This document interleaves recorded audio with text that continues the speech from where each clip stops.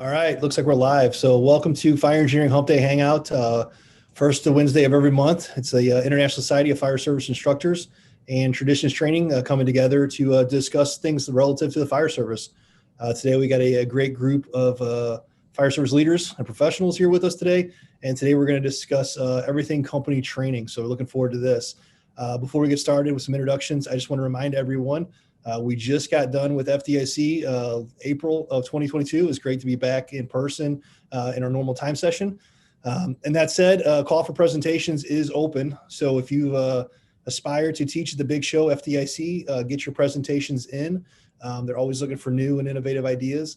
A way to strengthen your case is always to write an article. It shows that you're a subject matter expert on that topic, as well as you have a passion for the topic of which you chose to present on.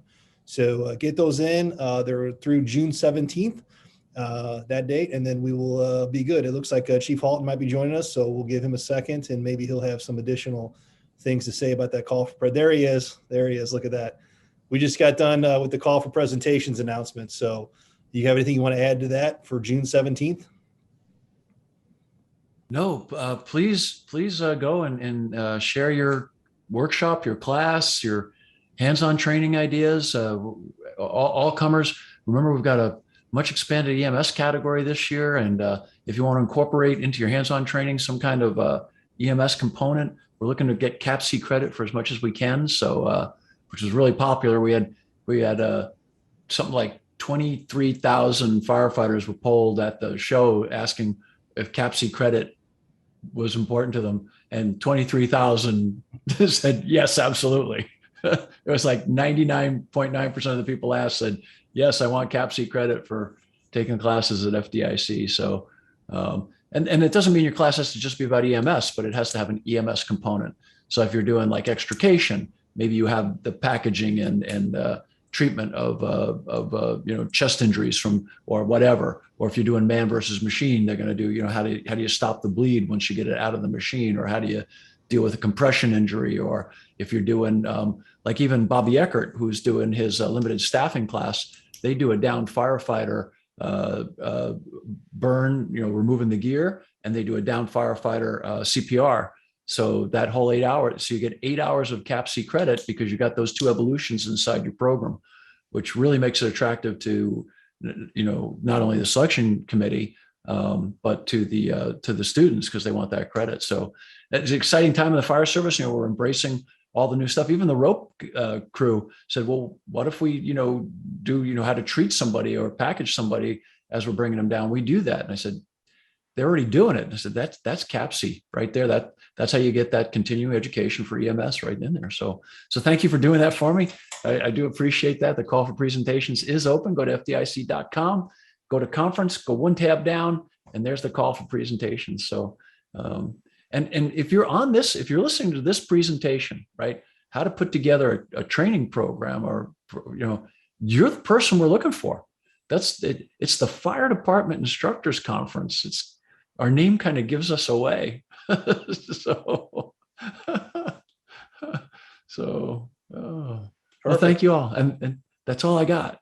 All right. Oh, we'll jump right into our topic. So today we got a great group, like I said, to talk about this. I think we all have a lot of passion for training, tradition training, and ISFSI together. So I want to talk about company training. In my opinion, company training, and it's just my opinion, so that's what it's worth, is the foundation for success in the fire service. So we got some great people in here, but I kind of want to just go around the horn real quick. We'll start with Chief Shaw.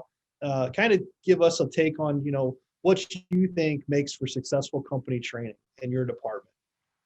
Hello, I'm Steve Shaw. I'm an assistant chief of Fort Lauderdale Fire over EMS and training. I will tell you that this is a not only a passionate subject for myself, but all of us, obviously. You said it best. Company level training is massively important. And having been a company officer, I remember that being out there and the impact and the influence we had out there as company officers. So in my role now as assistant chief, my goal is to support those company officers in their drills, in their trainings, everything from physical opportunities like acquired structures to giving them opportunities to lead through training. So for me, in my level, that's what I focus on, trying to just make sure I'm giving them enough support at my level to give them those opportunities to reach out to everybody that is under their command, under their purview, their crews, and give them that time on, because I know how valuable that is. So, and I know there's a lot of people that want to talk here too, so I'll try to make it as brief as possible, but it's a combination between the training bureaus, things that need to be done, and the opportunities for those company officers to get with their folk and really know their first due. You know, firefighting is local, right? Firefighting is local. So I want to make sure that those company officers not only are getting the support for myself, but that they are taking it amongst themselves on themselves to know their first due, to know their construction, to know their equipment, to know what they're going to respond to. When they get the call, I want them the best at what they do. So the challenge for me is, okay, making sure my Marine team knows the Marine side, the TRT folks have the structures and the crane training and the operations to train over there. That my training team has what they need to train the folk and what they're focusing on. But I want them the best at what they do based on where their first due is. So in a snapshot introduction to say hi, that's kind of where my I guess brain lies today, is making sure I do my job. And I struggled with this in the beginning. I've always been a tactical guy, but at this, and the chiefs know this, as you go up, you're less tactical and more strategic. And I struggle with that still, but I find a lot of value and a lot of pleasure and a lot of pride in being able to supply them that infrastructure in which to train and get that leadership through training. Very frustrating taking the hands off the hose. I can attest to that. That's a tough thing to do. Mark, I'll go to you. I apologize, I haven't met you yet, so I'm not sure your rank, but give us. That's okay. That's okay. I just want to say first, thanks for having me on the show here. I'm a big fan of this podcast and watching you guys for a long time. Good afternoon, ladies and gentlemen. My name is Mark Rossi. I'm a captain in Fort Lauderdale Fire Rescue. I work in the downtown districts. I'm still afloat, actually, after all these years. I've got a little over 23 years total in the fire service. I'm coming up on my 20th year in Fort Lauderdale or so. And, kind of to answer your question about training, I'm a big training guy. Like I said, I've known Chief Shaw probably 25 or 26 years. We've been involved in a lot of different classes together, pretty much from starting the fire service up until now.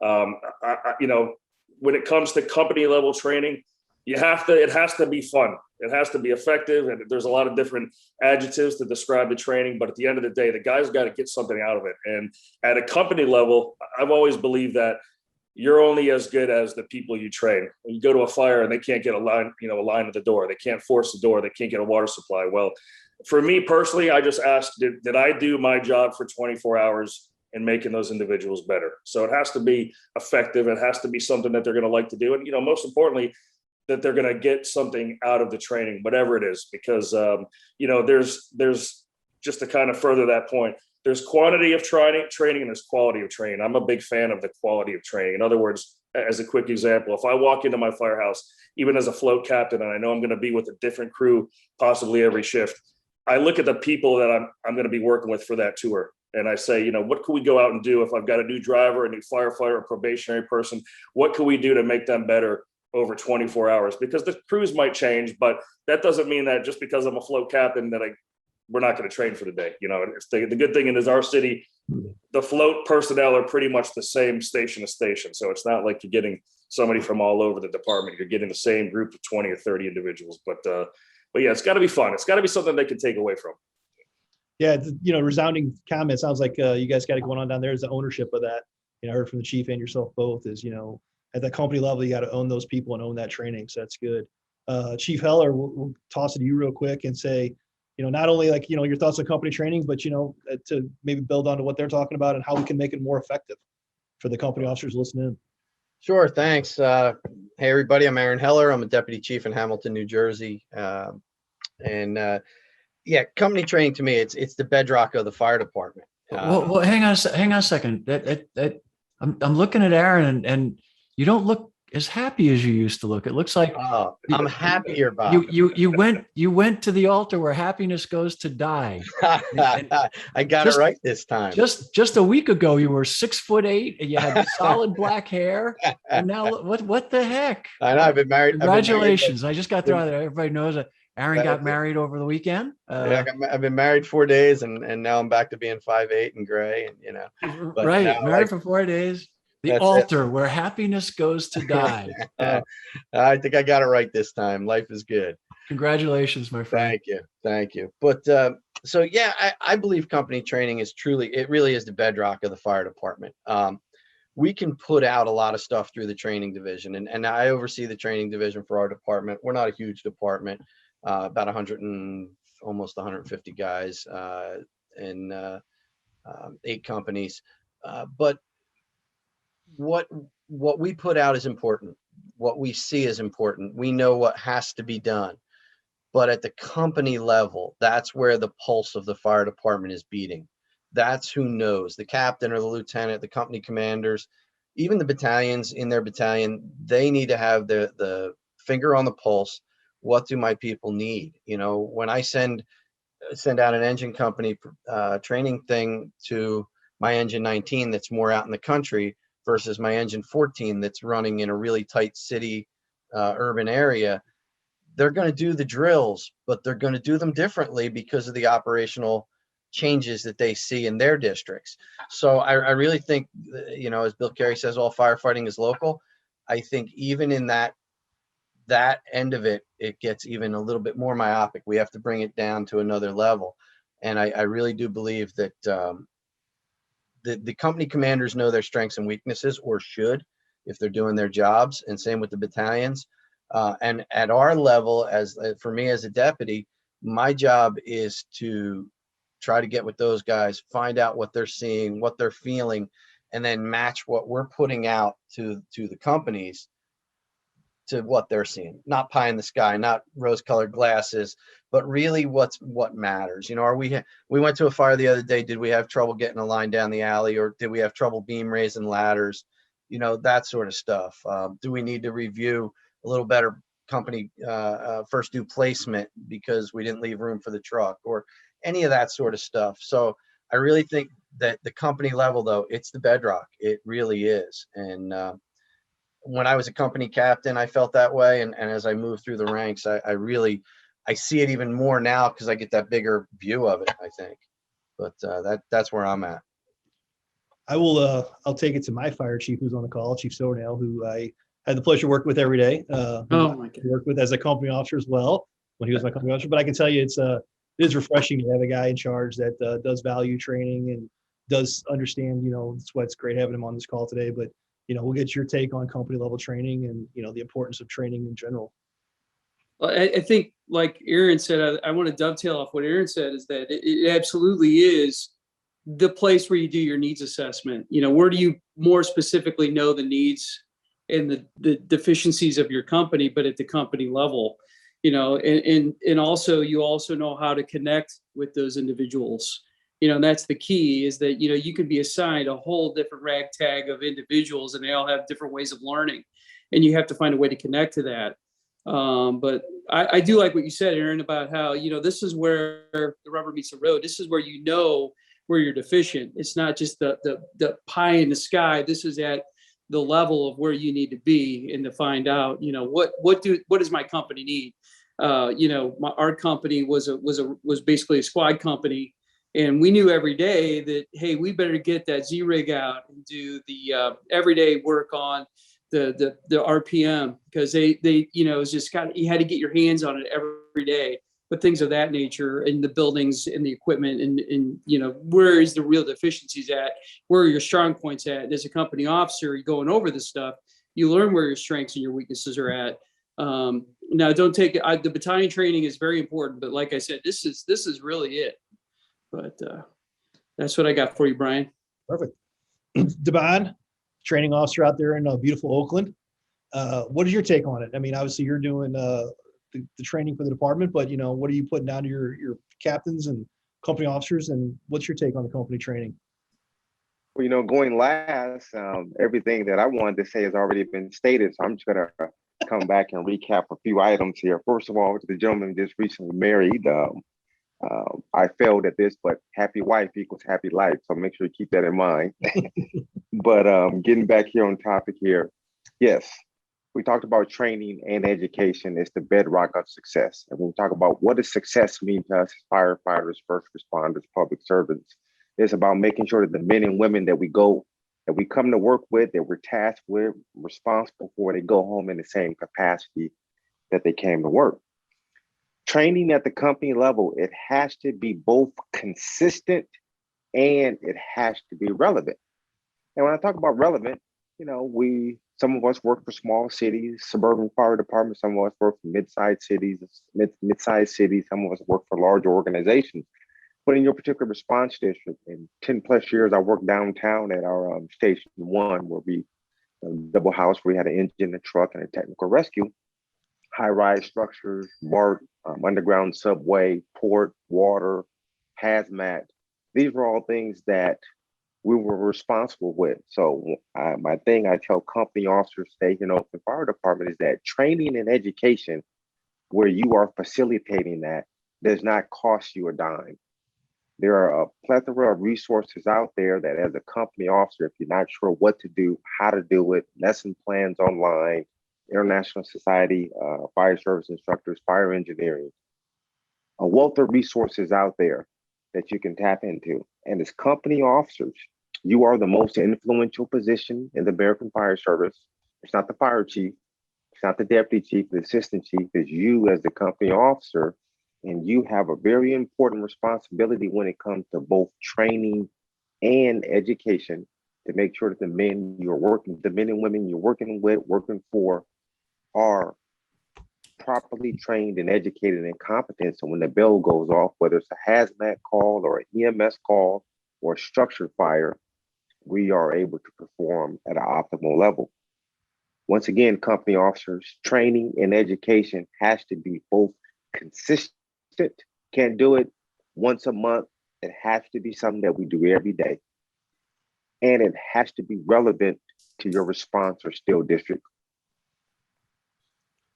So fantastic points. I think one of the things that, I'm going to take it to Chief Halton here. And, since he looks at all the FDIC things, I know this is one of the things that will relate to both your FDIC presentation for golf presentations, but also effective company training, is the idea of an objective, right? It's not just a rambling of thoughts, but, how do you successfully know that you've accomplished that task? So Chief Halton, I know, you've said some stuff on presentations, but just from a perspective of development training, how important that objective is to know that you're successful.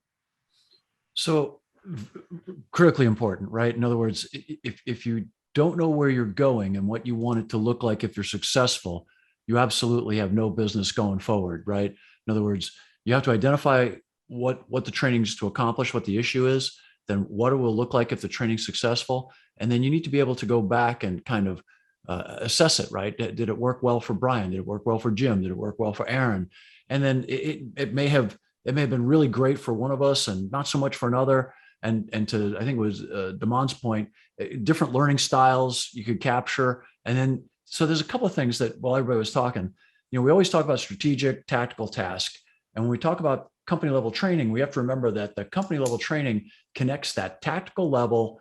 It's the middle, right? So strategic, tactical task. It's the glue that holds those two things together. So if the task can't be performed correctly in order to reach that tactical objective, strategy be darned, because it can't be done, right? Also, it helps us to gauge if us at the tactical and task level really understand what the person at the battalion level, to go back to Chief Silvernail's point, really wants us to accomplish or get done, or does he understand, or do we understand, or does he understand the time frame? So when we talk about our company level training, I think it's really important we talk about basically the 5 pillars, which is, focus, family, faith, fitness, and finance. And how do those 5 pillars connect to that company level training? Well, if you think about, the mission, when you start talking about the mission, the trust in order to get something done so that the tactical connects to the strategic, you start building trust in these company level drills, right?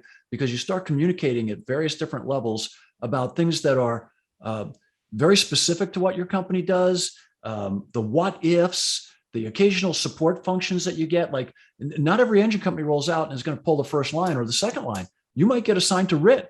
You might get assigned to supporting the medical sector. You might get assigned to something totally outside the realm. Could be perimeter security, because it's primarily a law enforcement deal, and in your community, you support them. So you could be doing something radically different. So I think when we talk about the company level training, there's that plan training that I think we always ought to have, as we go into the shift, and that's the battalion chief and the company officers need to conspire, with, for lack of a better word.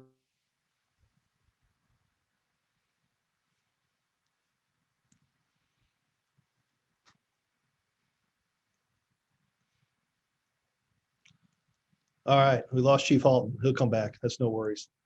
I think he brings up some great points though, right? Is that the planned training that we developed for the day and we're going to send out, and then also that organic training, to Chief Heller's point, talking, hey, we're on the scene of a call. This is a great opportunity to take a look at that alley. How hard a stretch going to be to get down that alley, or something down in Orlando on the if you're down there Fort Lauderdale area, and we're running EMS call down on whatever type of I don't have an ocean by me by any stretch of the imagination in St. Louis, but something that may present a challenge there that I can only dream about, right? Where I see surfboards and that sort of stuff. How do we address those issues and still not just go through the motions and say we did something, but also to make it effective? And that's something that I challenge guys that when I do company officer talks and things like that is when you're doing these company trainings, don't just throw a bunch of ideas out there and run through the paces, but have a purpose to it. So the funny story I was going to share with you guys, and I just want to get some thoughts from you guys on this is, a lot of company officers are seasoned members of the team, right? So they got 10, 15, maybe more on the job, and so their skill levels are high. And we know we have a high influx of new employees on the job that maybe don't have the same labor skills that the guys 20, 25 years had. So the example I use is this company officer, a great company officer, was with a 3-month employee doing some rope training not too long ago. And so the question I raised was, is that the right training for that guy, or should we be focusing more on the basic? I'm a big basics guy. So just I think that sometimes it's hard for us as company officers to say, hey, I don't want to do SCBA RIT drills because they're boring and I'm above that at 20 years. But we got to kind of remember our audience, right? So just kind of go around the horn. I'll start with Mark. You're a company officer on the, you're bouncing around, you're seeing guys. What's your take on that? Or, I mean, maybe it's an anomaly to me, but something. I'm just thinking of, based on the story you said, is something that I did yesterday. So it's just an interesting point that you bring up. So we have in our department right now anywhere from 15 to 20 probationary firefighters that are going to be off probation in about less than a month. Yesterday was a rainy day in the city, so not a great ideal day to go out and do our typical hose or ladders or that kind of training. So I took one of the probationary firefighters and I kind of brought him into the office. And there's hard skills out there and there's the soft skills that I think equally are important. And I told this individual, I said, in our department, a rescue is not a heavy rescue, so to say. It's the ambulance, the medical. So you're going to be on a 2-person rescue. I said, when was the last time you practiced doing a size up? Because what's going to happen is they're going to clear the hospital on a medical call. They could pull up on a car accident, hazardous materials, a fire, and not know what to say on the radio. So we took 30 minutes. And, some people might say, well, size up is for the company officers, the drivers, the seasoned firefighters. But then I asked that person, what about these individuals that have a year on the job and then maybe their partner has a year and 2 months on the job and they pull up on a serious scene before an engine company is there? How to properly say a size up on the radio, keeping it very simple, building instruction, what you have showing, what are you going to do, your thoughts. I like to have thinking firefighters in my fire station, not just, I don't want them just showing up on scene, bunkering out and standing there thinking about, well, I'll wait for the captain to show up. I want to think about what can we do based on the training that we've done at the station? Can we walk around the structure? Can we see a hydrant? Can we tell the incoming unit? So I just go back on your point there, Chief, that being able to take a new employee and teach them how to do size up. I think it's equally as important as showing them how to use their SCBA, because they just don't know what they're going to get from one day to the next. I think that's a great point. We never know what we're going to show up on, and you never know if you're going to be the first due as a probationary guy or first due with 35 years on the job, and we can't determine that.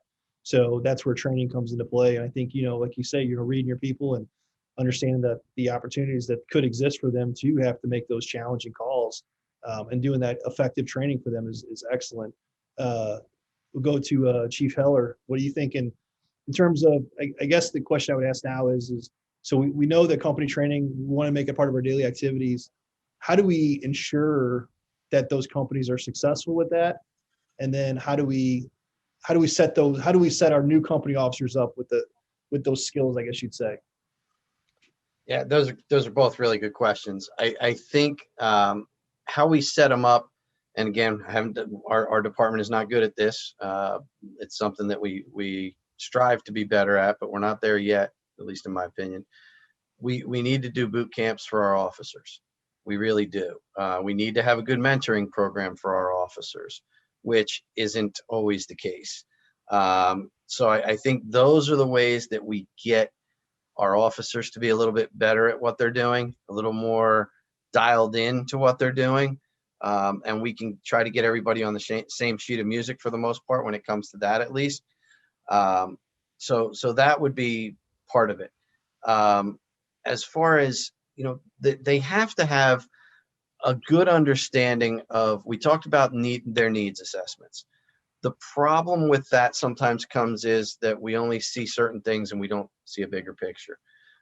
So their communication skills, and we talked about our communication skills as officers last month on here quite a bit, but their communication skills with their own staff, their own guys, their crew, along with the crews that they're interacting with a lot, is really important too, because the truck may be seeing, the truck officer may see a bunch of things that me as the engine officer, I didn't see, or that the SOC guys saw as maybe, hey, can you work on this with us?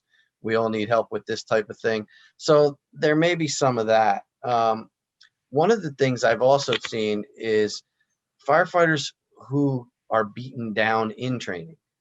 Now, I'm a hardcore training guy, I've always been, but there has to be a level to which we say drills don't need to last 3 and 4 hours, right? You know, granted, we're running calls in between and all that, but especially with the busy companies, my goal was to be, if I did a drill 45 minutes to an hour, that was kind of where I wanted to be. If it took a little longer because we were doing rope stuff and we had a lot of cleanup, or cleanup after an extrication drill, or whatever the case may be, that's a little different. But we want to keep everybody engaged, and that became a big part of it for me as well. One of our folks chimed in here and said about that they do a lot of drafting operations and rural water supply and things of that nature. So there again, that goes back to that needs assessment. And, you know, it goes back to what Mark said too. I've got a new guy and I just put him into this rural company. Well, now we have to give him rural information as well as what he may have had when he was working in the urban setting. So again, it all goes back to that needs and that open communications amongst our officers, I believe. No, I completely agree. I think that, you know, and I'm going to go to, we just got joined by Larry Conley here, who former company officer, Larry Conley, now Deputy Chief Larry Conley of the Collinsville, Illinois Fire Department. So congratulations to the new Deputy Chief of Training and Safety. So Larry, 30 years on the job, St. Louis City, you know, you do a lot of training and stuff. So what is your take on the needs assessment? You know, how did you take from say, you know, you guys, the 13s, run a fire, something doesn't go right. How do you apply that doesn't go right or something goes really right into a needs assessment and then translate that into company training? Well, I used to tell my crew all the time that just because nobody got hurt or anything, I mean, we did it right. I mean, I've never seen a fire scene where everything goes right. I just seen where we get away with a lot of stuff. So as Dave Dotson I once heard say, a lot of times we're more lucky than we are good, but we can lessen that and become gooder, if you want to use that as a word, if we do better training, more training. So we would always do, you know, post-incident analysis, even when they went good, because we can always point out what we can do better. And I always call it goods and get better, because I want to say good and bad, because these days you got to be careful how you talk to the younger folks. But at the same token, we would always be trying to sharpen that saw and see how we could do it better. And I didn't always want to be reactionary to, you did this bad, so we need to talk about it. I want to be a consistent habit that we had to constantly be ready for the next call and do it better. And the thing I really enjoyed is sometimes we were lucky enough to have a similar situation happen at another fire, and then they were able to see what we learned from the previous fire, apply that, and then it felt like a victory the next time we sat down and had the discussion, or it was a victory based on the training we did. So I was really, you know, always big on number one, training. Number two, the training was the pre and then discussing it afterwards. And another thing I took pride on is I always can identify who trained the most effective or the most consistent on the scene, because the ones who didn't were usually the company officers that were yelling and screaming at their people and doing a lot of, cursing the vernacular, and the citizens are listening like what's really going on. With me, I took a lot of pride in not having to do a lot of screaming and yelling. We almost had each other down to a look, because since we were on the same page with the training, I always used to say I try to do more training at the firehouse now on the fire scene. And I try to manage the fire scene and do training at the firehouse. And then that way it just went a lot smoother. So they used to look at me funny, like, you guys are so disciplined. How come you don't do a lot of yelling and screaming? I said, well, I don't have to if I'm doing the work beforehand. So it's kind of like your kids. My kids were always very disciplined in the street, and people say, I said, that's because they got good home training. So I called that at the firehouse, good home training, when they're able to perform well at the fire scene. I think, you hit it home, building on that firehouse mentality and getting that cadre of your crew built up at the station so that, you're successful on the fire ground is critically important. I want to take it to Damon and Chief Shaw here with the next point, but I want to hit on what Chief Heller has talked about, which is the length. I think a lot of times we get caught up on the idea that training, company level trainings and things need to be these long drawn out affairs. There's two classes I think of. Chief Norman's class I took was 8 hours, and I was on the edge of my seat. And then there's this Suburban Fire Tactics that Chief Silverdale teaches. I just can't get enough of, to be honest with you guys. I'd highly recommend that book. But I think there's a misconception that, if you're going to do company training, that it's got to be some, and Chief Halton talked about it, it's got to be this long drawn out affair. So Damon, I want to take it to you and kind of get your take on, what makes an effective company training, both, somewhat in length, but, maybe the objectives, like, does it have to have multiple? Could it just have one? And can a company training just be something that's 15 or 20 minutes long? So Chief, to answer your point, absolutely. One of the things that I tell my folks, because this was a philosophy I had as a company officer and even now as a chief officer, I tell my guys and gals, give me 2 hours and I'll give you 22 unless the citizens call for us in between that time period. And I don't think asking for 2 hours a day as it relates to training and education is outside of the norm. And I also tell my folks, and for company officers that are out there listening, as well as aspiring company officers, training and education, it doesn't have to be something elaborate in the sense where you have to go out and to an acquired structure or have a training and education activity that takes 2 or 3 weeks to set up. It could be a 15-minute discussion on a line of duty death report. It could be a half an hour discussion on building construction. It can be an hour-long discussion on fire behavior, or assigning to your personnel to go to the Firefighter Safety Research Institute and complete one of the online courses. Going back to your original point, where you asked a question about how do we set our company officers up for success? As we know, training and education, being a facilitator, is both an art and a science.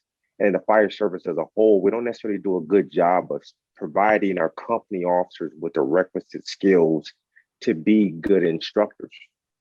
So one of the things that we're doing in our organization is that we require all of our company officers at a minimum to have instructor 1. And then now we're pushing for instructor 2. And then also providing them with the resources, lesson plans, and skill sheets so that we are providing not only consistent and relevant training, but we're also providing training and education in the same manner that's consistent across the board. And then a last point with that, company officers, we do pre-planning a lot. We go out and pre-plan buildings. Same thing here when it comes to training and education. It's to pre-plan, have in advance what you want to do as it relates to company officers. We've all been down that road before where I used to get labeled as, well, we're always doing drills that Devon wants to do. And so one of the things I did one time with my crew, and I knew what the response was going to be, I gave them all a sheet of paper roll call. Open Fire Department, we still do roll call each day. And I said, identify for the next month what drill we want to do as a company. And then number 2, identify what drill you want to take a lead on. And out of a 10-person company, I got 1 response back, which is what I expected. But what it did, it took away from those individuals from from not being able to say that, well, Damon or Captain Simmons, he doesn't allow input from us. So that's just a little trick that I learned, and as it relates to getting buy-in or having everyone involved in the training. But getting back to it, the second part of the question you asked, what does training and education look like? It can occur at the fire station. It can occur out in buildings in your response to your still district. It can occur at a classroom. We have a litany of resources available to us to make it happen. As company officers / instructors / facilitators, we have to set our training and education up in a manner to where it influences or it affects learning. And as we all know, learning is about behavior modification. We should never engage in a training or an education exercise just for the sake of saying we did something today. It should truly be about behavior modification, going from the unknown to the known, or going from a certain level of known to a higher level of known. And then last, before I turn it back over, comment was made about training in terms of basic versus advanced. It has to be a combination of the two. So you got a 6-month individual on the job. Yes, he or she needs to know the basics of company operations. Yes, he or she needs to know the basics of truck company operations. But we don't get a chance to pick and choose our calls.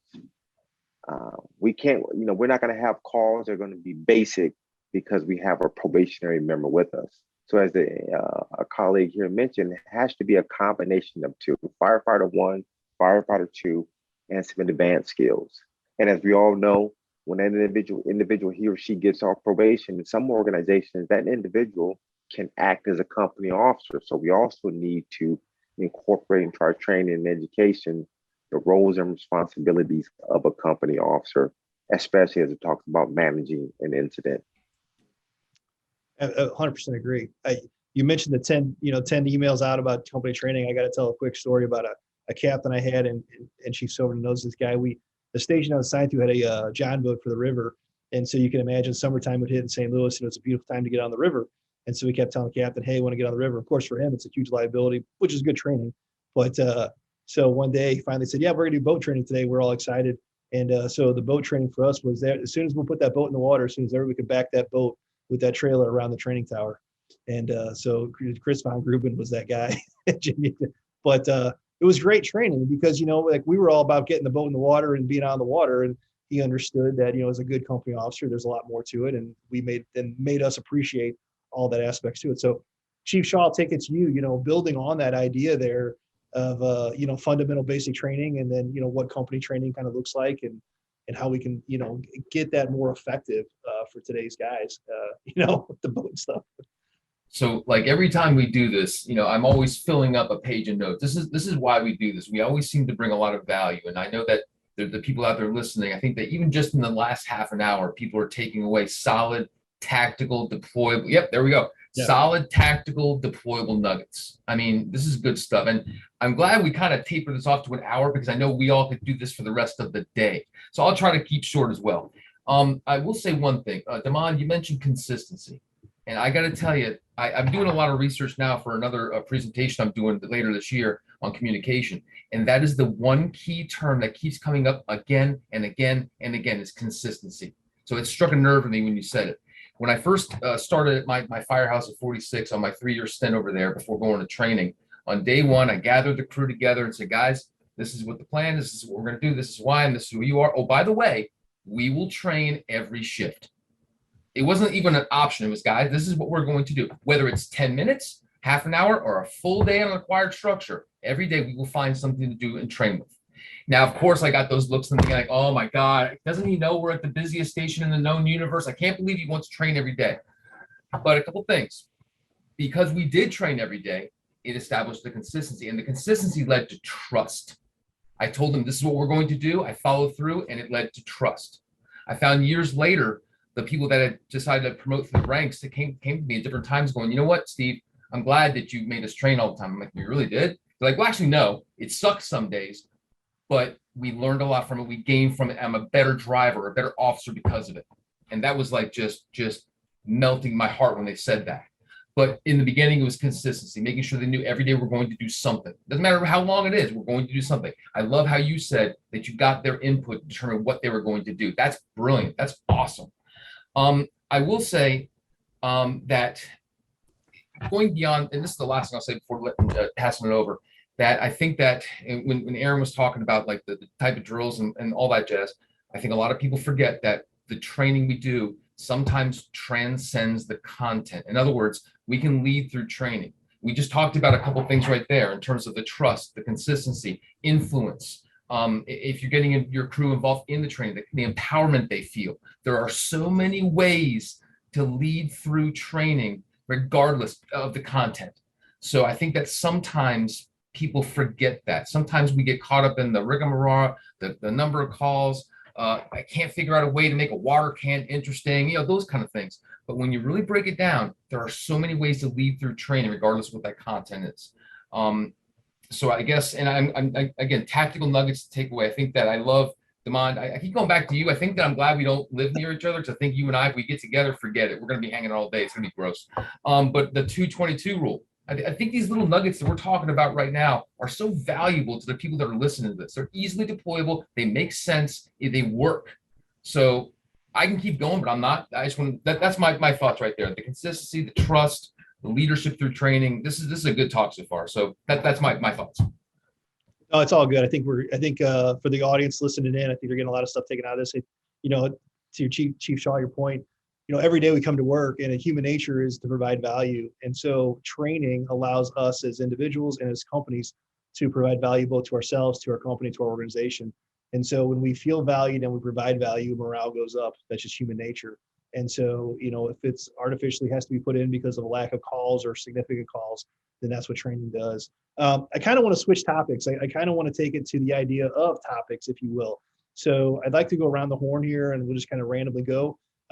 But if you tell us a topic that you think is important for company level training, and then just kind of how you would see that facilitated, right? So you don't have to go through an hour-long presentation of it, but hey, I think, deploying hose lines is important, and this is how I would XYZ do it. That way, at the end of this, for everybody listening, they're going to walk away with, 5, 6, 7 different company trainings they can kind of implement tomorrow. So we will start with the great one, the Chief Halton. What do you think for company training and the idea of leadership with training, and what's your favorite company training? Well, two things. I think it's seasonal, and I think that good company is, because remember, well, not for you people in Florida or California, well, point out where the weather never seems to change. But for the rest of us, we have these things called the 4 seasons. I think they call it climate change now on social media. They're discovering it. So the people on the flyover people, they had to stop in St. Louis one day, and it was cold and snowy, and they thought the whole world was suddenly freezing. And then they flew to Arizona, and then they thought there was global warming. It's a true story. And I'm just kidding. Anyway, but if you think about the seasons, we've got chimney fire season in a lot of communities. We've got, people firing up their heaters. So we got the CO calls. So a lot of it is seasonal. The other part, and I think, Mark talks about it, when you've got new members, right? How do you find out, how do you build that trust and confidence? So you got kind of the new guy kind of thing, right? And then I think for me, what was always most fun when I was still on with companies was those esoteric deals, kind of the things where the guy said, I just read this book, and I'm like, okay, well, what'd you read? And the guy would, whatever it was. And you'd say, well, how does that really, and then, well, let's do a class on it. Tell everybody about the book you read. And, and just things like that. Or a guy would say, hey, I was doing something completely outside, like painting their house. Say, I was painting and I found this, this putty tool or whatever. And well, talk about it. How would that come into play? How would we use it? I saw some great pictures that I got from a guy in New Haven. I wish I could remember the photographer's name. I'm going to write him today, because some of the clearest shots I've ever seen. But the guy was pulling a sash, right? And it was an aluminum sash, and it came out. And I swear to God, Aaron, you'll love this. It looked like a freaking picture frame. The thing came out he's holding it in one hand. So it's aluminum, right? So it can't weigh but nothing, right? So he's holding it out there. He's on the ladder, and he's got, a tool in one hand, holding the ladder. He doesn't have a leg lock going, but it's a great shot. He's leaning in. The ladder's got a good angle. I mean, I don't think he's in any danger, but there's so much to talk about in that photo, right? So there's one of those esoteric deals where, I want to put that picture on the cover of Fire Engineering. And what's really cool about it too, it's got the aftermarket siding on top of the old shake shot siding that has melted away. And you can see the aftermarket shake, or the original shake, has also started to burn. But the new stuff is melted, and you see it dripping and it's burnt off. So you've got an exterior fire, you've got an interior fire, you've got good ladder work going. You've got a guy who's cleared a sash, and he's got the sash in his hand. I mean, anybody at this table right now could go on about that picture for 20 minutes. Let's talk about clearing a sash. Let's talk about ladder placement. Let's talk about working off. Let's talk about siding. Let's talk about interior, exterior. I mean, those are who let the dog out. I got to go there. Ready? Woof. Woof, woof, woof. Remember that? Who let the dog out? He just put it in the chat. That sounds crazy, but I love that stuff. So, but those are the kind of drills where I think, and to Chief Shaw's point, we tend to overthink stuff sometimes. Like, we're going to drill every day. Well, somebody throws a picture like that down from, I don't care what magazine or website. There's your drill. You know what I mean? And somebody just takes out a pencil, and I'm sure Chief Silvernail, who's a CFD, chief of department, would be more than happy with any officer saying, "Hey, Chief, somebody pulled out a picture the other day. We sat down, we talked about it for an hour and a half. I'd like to put that in company officer drill. We talked about this, this, and this." He said, "Absolutely, son. That is, you're darn right. That's training. You're darn right. That's drill." And especially when it just comes from one of the members, just throws it out there, like, "Oh wow, look at this picture." You know what I mean? And I loved stuff like that. Or I think Chief Simmons said earlier, we do inspections all the time. Well, you could make the inspection into a drill. You could make doing inspections into a class or a drill. How do you prepare for a B2 inspection? And then after you do the class, what would be really cool to measure how effective it was, say, "Okay, Brian, you're the new guy on engine 5. Why don't you do that? We're gonna go down to Chanella's Groceries or Smith's Flowers. It's just going to be a B1 inspection or a B2 inspection. You take the point on this. I'm just going to set, if I'm the lieutenant or the cap, I'm just going to step back and you do it, man, and do it based on Damon's training, and just use that template he gave you. And then have Damon and work with Brian. And so, it's not always the company officer saying, and then you check for extension cords, and then you check to make sure that the extinguishers aren't out of date. And then, you know what I mean? You get that fresh look, and then you get the two, then you're building the trust between those two members of the team that, may not have known each other, or maybe they did, but now they're working together. So, and if they can work together on that, when something really esoteric happens, something I've never seen that before kind of deal, they trust each other. There was a great quote, and I can't remember who exactly said it, but he said, I think it was von Clausewitz, I could be wrong. He said, 4 brave men who don't know each other well will not dare attack a lion, but 4 less brave men knowing each other well will attack resolutely, which just means that we gain courage from one another, and we gain ability from one another, because, Mark's our new guy, right? But, if we train and drill with Mark for a week or 2 weeks, we go out, now we know Mark well. We'll do anything with Mark. Mark will be on Hangouts from now till hell freezes over. You know what I mean? Because now we know Mark's a great contributor and but I didn't know Mark 5 minutes ago. You know what I mean? And now I do. So next time I show up in Fort Lauderdale, I got somebody else to buy me a cup of coffee, because I know Shaw always have some excuse. "Oh, I have to have my nasal hairs plucked or something. I can't show up." I'm just kidding. But you know what I mean? But that's the gig, right? The gig is always about getting tighter and getting stronger and all that goes with it. And I think that everything everybody said, and to Steve's point, every Hangout has a page of notes. I mean, and then from it occasionally comes an editorial, believe it or not. But I think that, everybody who's listening to us, I think we could have a whole nother Hangout on types of drills and how to format a drill and how to comport a drill so that the drill doesn't overwhelm or underwhelm. You know what I mean? Like sometimes you go to a drill and somebody shows you something, and I was never a good rope guy, and I always admit it because it cannot be denied. I can barely tie my shoelaces. So people would say, yeah, and the rabbit goes through the hole, he comes out of the hole, he runs around the block, he shoots 2 dogs, he jumps back in, he runs away from Mrs. Smith, he comes up through here, and then you've got your double bullet on a knot clove hitch angle hook knot for, I'm like, yeah, no, do it again and again and again, and then hold my hand and help me do it again. And someone wrote, and I think it was Lincoln Bureau said, it's important to understand that everybody learns differently, everybody's pace is different. And he wrote at the end, there's more than one way to skin the cat. And he's right. But also that sometimes guys and gals have a block to some things. And I remember our technical rescue chief looking at me and just shaking his head going, Halton, I don't care what you do. Don't ever touch any of my equipment. You can, we'd rather use you as a door chalk than tying a knot, which was fine. Because I just for some reason, I couldn't get it.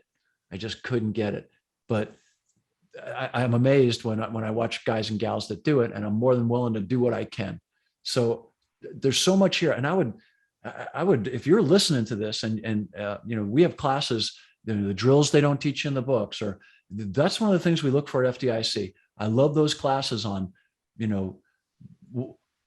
how do you really conduct a great drill, or great drills that you can do, 15 great drills that you can do, or 12 great drills that you can bring back to your department. Because if you had a great drill every month just to bring back, wouldn't that be wonderful? They could take away from FDIC and hand them a little, here it is. Here's a thumb driver here. Download this. Here's the 12 great drills. Here's the PowerPoint or whatever. I mean, training isn't the only thing. It's the most important thing, to Aaron's point, everybody on this call, if you're listening to the call, if you're out on Facebook, you're all about training. So I would love to do a hangout, if it's okay with the Instructor Society, on just, bring on like 4 or 5 guys or gals that have here's a really cool drill I did, Aaron, who's the young lady who runs our drills and class? Katie, right? Katie and Jenny Grima. Jenny Grima, yeah. Man, they've got a series of drills. You guys should reach out. Are they in the society? Does anybody know? I don't know that they are, but I'll talk to them today and let them know. Well, there's some recruitment for you there. Yeah, we'll get them. Chief Zaitz, there's somebody to pull in. Yeah, we'll get them. So yeah, no. Anyway, I'm sorry to good stuff. launch, but I really appreciate this hangout, because I think that I have a whole bunch of things I was want to just bring up real quick. We always have the specific tasks, the what ifs, the support, the other duties as assigned, the how-tos, and then I think hey, can somebody help me with this drill? You know what I mean? Like, I think a really cool question to ask would be, just anonymously or even not anonymously, say, hey, if there's something you're uneasy about, just let me know and I'll work it into our drill schedule. I'm not going to point it out that, Halton's the guy who doesn't feel comfortable with ropes, but I want to make sure we do ropes every month.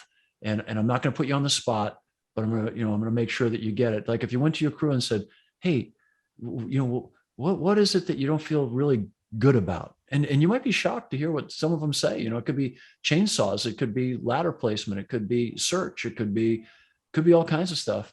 And then I think the final part of it is, and to Chief Silvernell's point, occasionally it's good if you call the training chief. You say, hey, Chief Simmons or Chief Conley, would you mind coming down? We're going to be doing company drill tomorrow, and we'd like to get your input on how this fits into the big picture, or what we could do different, or how it would help you with this, and it may even be a drill. Like I know Chief Silvernell is really big on, community risk reduction. It might even be in a drill on how do you approach a homeowner to say, hey, we'd just like to, give you a hand with maybe check your smoke detectors, or, do you know about Edith or something like that? Or even just how do you do a good presentation at a school these days?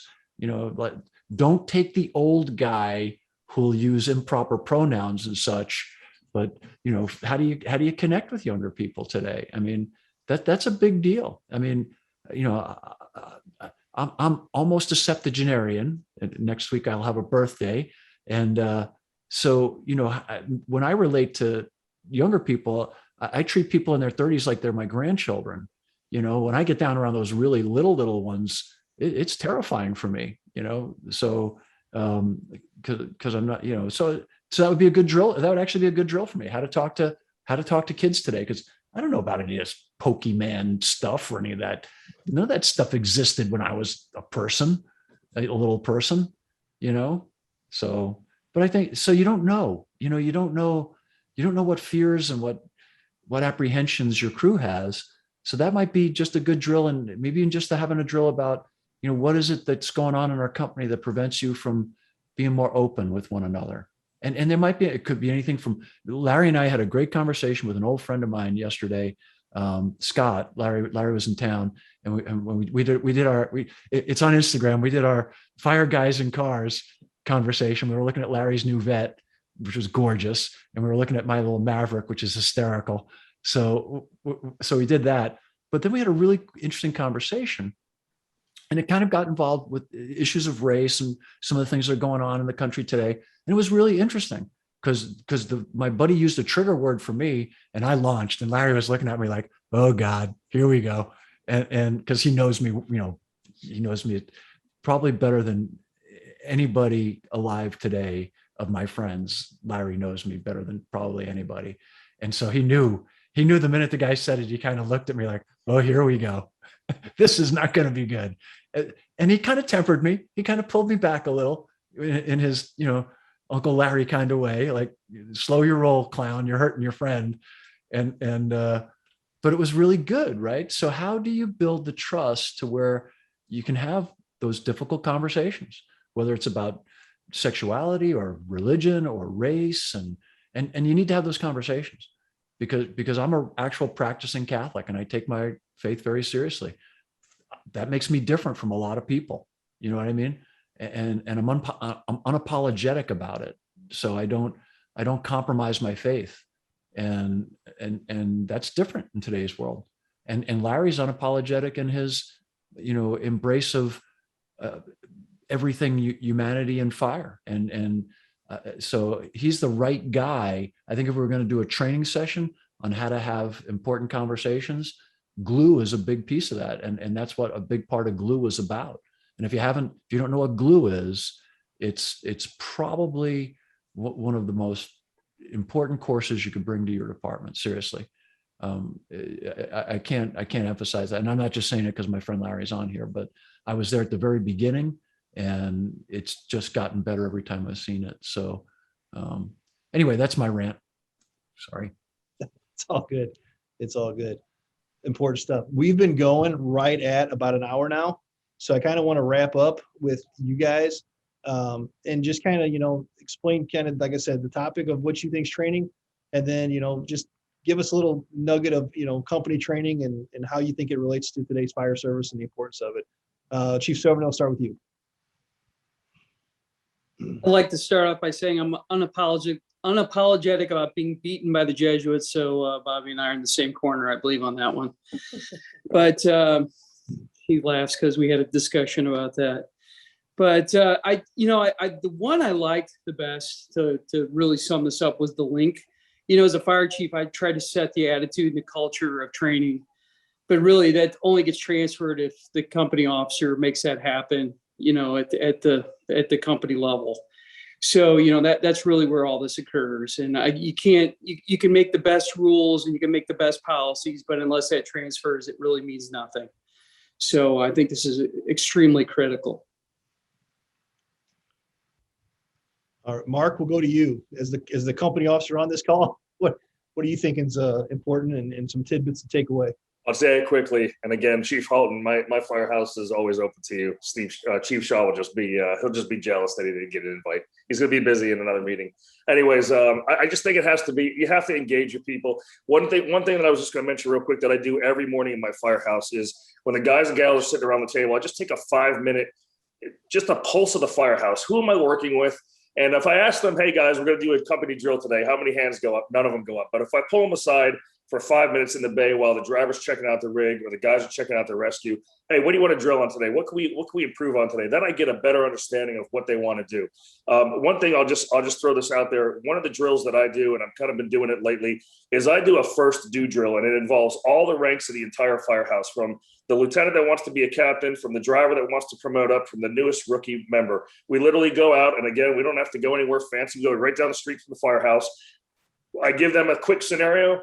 It's not really, it's something that I plan, but I've done it so many different times now that it's kind of, it just happens naturally. But I give them a scenario. I tell everybody kind of what their assignments are. Hey, we're pulling up first on a residential fire.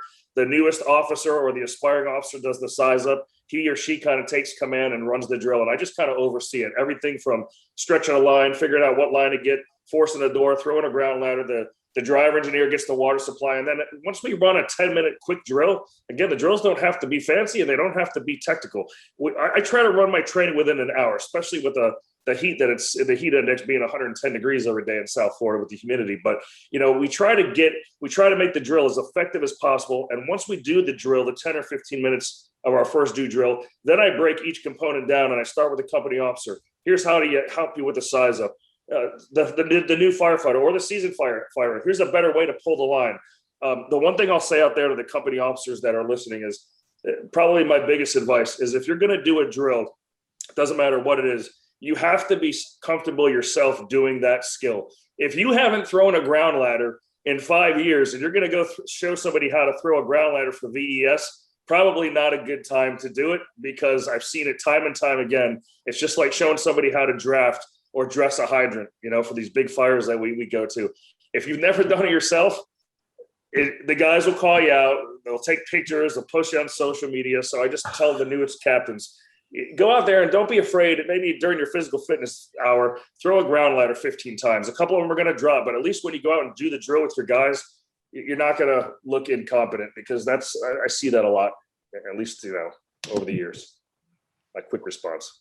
Great, all good stuff. And I think you hit on some valid points of, company training has got to be successful. It's got to be wins for the company, and if you're not winning as the company officer, then you're probably not going to win your company over. Damon, what do you got for us wrapping up? Yes, company officers out there listening. The men and women that are coming to the fire service today, they're much smarter than yesteryears. That's no slight on it. That's no slight on any of us. So what that means to us as company chief officers is that we have to engage them. We have to provide them with consistent and relevant training, because before we know it, those same individuals, 5-10 years down the road, they're going to be company officers. So we want them to model the behavior that they were part of when they were firefighters. So when they become company officers, it's second nature that training and education is part of the culture of that organization. Great points. 100% agree. Chief Heller? Well, like I said, I think it all starts with the company level, the company officer. One simple little drill that you can do, and we put this out through our training division. We have each company do a bad building. Just go around your first do, every platoon and each company, and pick out a building that you think, I was always told, if you look at a building and you got a gut feeling that probably could be a problem, it's going to be a problem. So even something as little as that, right? Do a little PowerPoint on it. It could be 3, 4, 5 slides, some pictures. Tell us what the exposures are. Tell us where your water supply is coming from, and tell us some basic tactics along with the hazards of that place. You know what? It gets everybody thinking. And if we can get everybody from chiefs all the way down to our very new probies thinking about tactically how we would fight fires, how we would do things. What would I do if I was driving down the street and I saw a fire showing from those 2 windows, or I saw a victim showing from that door and that window, or hanging on that fire escape. If we could just get firefighters thinking like firemen again, right? And I use the term firemen, I mean everybody, I'm being inclusive. But just start thinking like firemen again, and damn, we'll be better at this job. We will. There's no question about it. And just stop the little picky little things of, I don't know what we're having for dinner tonight. I may not want that. Let's get back to being firemen and put a little bit of feelings aside and train and get good. And, it is about them, but it's also about us. And if we can put them and us together, we can be a damn better fire service. And that's where I'm at. But it's all in training, and it damn sure starts at that company level. I go back to the FDIC this year with Frank Viscuso, and when he made the comment about golf and firefighting, they're both a lot of fun if you're good at them, and they both suck if you're not. And so it's the truth, right? And it's our job as firefighters and firemen to be good, and that starts at that company and that training. Chief Shaw, we'll go to you, and then we'll wrap up with Larry and Chief Alton. What do you got to wrap us up with? I'll keep it real short. Company officer is the most influential member of the firehouse, and company officer drills are a way to prove that. Consistency builds trust. Consistency builds trust, and doing that through training is a way to build that trust with your crew. And finally, there are so many ways to lead through training that it transcends the content being taught. There are so many ways to practice, to deploy, to model, like we said, model behaviors through training. And that's why we're all here talking about this. This has been one of my favorite Humpday Hangouts in a long time. This is good stuff. So thank you guys. Good stuff. Chief Conley, can't get used to that yet. Sorry. That's good stuff. What do you got? Who's that you're talking? I think Chief Heller kind of took a little bit of what I was going to say about the building we asked originally. What was something that we should train on, and all of it's important. But I think what I've seen a lot of basics second nature. Number two, I always see that sizing up a building sometimes doesn't get the due attention it probably should get, because everyone gets so tunnel vision. You see fire, just kick in the front door and go get in. You don't check, the 360, you don't do the flow. If you get in the habit of doing it as a habit, as a result of good training, it won't seem like it takes so long to do the size up, because you should know what you're going into. If you go into it blind, then you're going to end up, maybe on the bad end of that. And I know that now all too well from the loss I had on my crew earlier this year. However, but we have to do that. So like you said, I like that idea of, taking a bad building and seeing what would we do. And then that will help you, kind of think outside the box more. And the other thing is to Bobby Harden's point, you do have to communicate different people on your crew, because you don't always have people your age. You might have people younger, whatever, and they communicate and listen and process things different, sometimes faster, not better, not worse, but different. So when you get to really intimately know your crew, as you should, you understand that. So now when I empower one of my crew members to teach something, I understand where they're coming from, and they're going to do it their way. I'm still a highlight post-it note type of person, but a lot of when I used to tell younger guys in my crew, you got training, and they'll be on their phone. I say, you listen to me? Say, yeah, I'm taking notes and finding stuff and all that. So they're doing it different than me that would do the book. And so understand that about your crew. And when you understand those kind of nuances about your crew, you communicate better, you train better, and you have better outcomes with the tasks that you have to deal with in the streets. Chief Alton, we'll wrap it up with you. Well, thank you guys for letting me be on again. I always appreciate it.